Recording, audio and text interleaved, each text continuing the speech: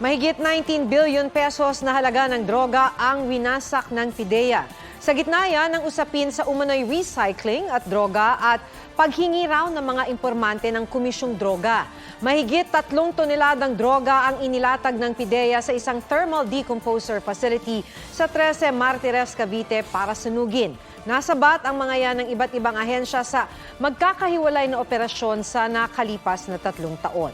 Sinaksihan ng mga taga-DOJ, DILG, ilang NGO at law enforcement agencies ang pagsunog.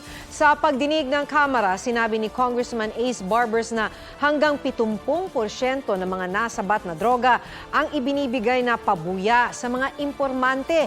Aminado naman si PIDEA Director General Moro Virgilio Lazo na may mga impormanteng humihingi sa kanya ng cut sa masasabat na droga pero tinanggihan niya ito.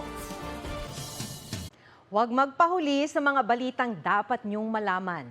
Maaaring mapanood ang State of the Nation at iba pang newscasts sa youtube.com/GMAnews.